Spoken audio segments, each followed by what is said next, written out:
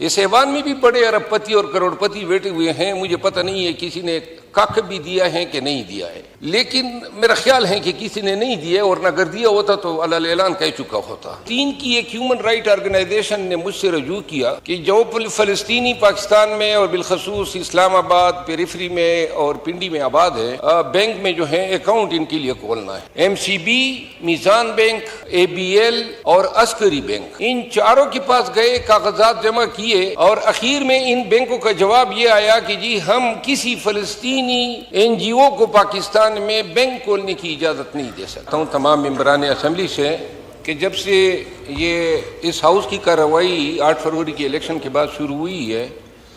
تو مجھے ایسے محسوس ہوتا ہے 2-3 وزراء ہیں، جس میں یہ عطا تارڑ صاحب ہیں، منسٹر لا، اور خواجہ آصف صاحب، یہ ایوان میں آ جاتے ہیں۔ باقی وزراء صاحبان یا تو ہم پہچانتے نہیں ہیں، نئے عہدے ملے ہیں، لیکن اس ایوان میں کارروائی جو ہے وہ انتہائی غیر سنجیدگی کا شکار ہے۔ جو پریویلیجز کمیٹی ہیں اس کا اجلاس ابھی تک نہیں ہوا ہے۔ آج بھی اگر نشاندہی تو میں نہیں کرنا چاہتا ہوں، لیکن کورم خیر سے پورا نہیں ہے، تو میں یہ عرض کرنا چاہتا ہوں کہ اس ایوان میں سنجیدگی کب آئے گی؟ اب فلسطین کا ایشو ہے، فلسطین کی ایشو پہ مولانا صاحب بھی نہیں ہیں، یہاں جتنی پیپل پارٹی کے بلاول بھٹو زرداری صاحب بھی نہیں ہیں، ہمارے بیرسر غور صاحب بھی نہیں ہیں، اور نون کے بھی جو پارلیمانی لیڈر ہیں نہیں ہیں۔ بہرحال افسوس کا مقام ہے۔ فلسطین کے حوالے سے اتنی لمبی چوڑی بات تو نہیں کروں گا جو دیگر محترم مقررین نے بات کی، اتنی میں عرض کرنا چاہتا ہوں کہ فلسطین کے حوالے سے پاکستان کی جو پالیسی ہے وہ ان ریئلسٹک رہی ہے، ریٹوریکل رہی ہے، لفاظی پر مبنی رہی ہے، اور غزہ میں فلسطینیوں پہ جو مظالم ڈھائے جا رہے ہیں، اس حوالے سے میں ایک چھوٹی سی مثال دینا چاہتا ہوں۔ فلسطین کی ایک ہیومن رائٹ آرگنائزیشن نے مجھ سے رجوع کیا کہ جو فلسطینی پاکستان میں اور بالخصوص اسلام آباد، پیریفری میں اور پنڈی میں آباد ہے، ان کی ری ایبلیٹیشن کے لیے ایک این جی او جو فلسطینی این جی او ہیں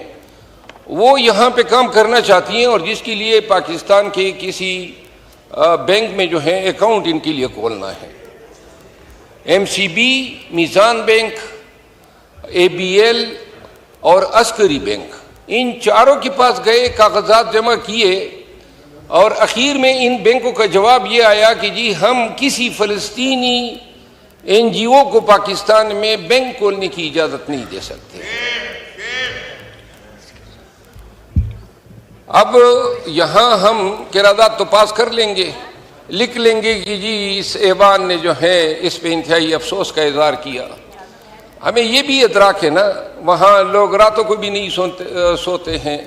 کیونکہ بموں کی گنگرج ہیں، اسپتال ملیہ میٹ ہیں، سکولز، کالجز، درسگاہیں، وہ وہاں پہ ملبے کا یہ منظر پیش کر رہے ہیں۔ بحیثیت ایک ملک کے ہم کشمیر کو بھی بھولتے جا رہے ہیں، اور یہ بھی لفظی خدمت ہوگی، قرارداد آ گئی اور قرارداد میں ہم نے کنڈیم کیا۔ کیا عملی طور پر اگر ہم فلسطینیوں کے لیے ایک اکاؤنٹ تک نہیں کھول سکتے ہیں؟ ہم نے اقوام متحدہ میں ہمارے مندوب نے 2 دفعہ کشمیر پہ، یہ غزہ پہ جب حملے شروع ہوئے ہیں تو 2 دفعہ بات کی ہے۔ میری گزارش یہ ہے کہ پاکستان کو اسلام کا قلعہ کہنے والے کہ یہ اسلام کا قلعہ ہے، اور جو میں نے 2 منٹ کا وعدہ کیا تھا بس آدھا منٹ رہ گیا ہے، اس ہمارے لیے ضروری ہے کہ کبھی ہم انفراسٹرکچر میں یا ری ایبلیٹیشن میں جو ہے کوئی مدد فلسطینیوں کو کیوں نہیں دیتے ہیں۔ پنجاب کی حکومت کا کوئی منسٹر ہے، میں اس کو خراج تحسین پیش کرتا ہوں، 10 کروڑ روپے اس نے فلسطین کے فنڈ میں عطیہ دیا ہے۔ اس ایوان میں بھی بڑے ارب پتی اور کروڑپتی بیٹھے ہوئے ہیں، مجھے پتہ نہیں ہے کسی نے کاک بھی دیا ہے کہ نہیں دیا ہے، لیکن میرا خیال ہے کہ کسی نے نہیں دیا، اور نہ اگر دیا ہوتا تو علل اعلان کہہ چکا ہوتا۔ میری گزارش یہ ہے کہ تھوڑی سی ہم اس جہان میں تو جانا ہے، جانے سے پہلے اگر اپنے مسلمان بھائیوں کے ساتھ ان حالات میں بھی اگر ہم اخلاص نہ کر سکے،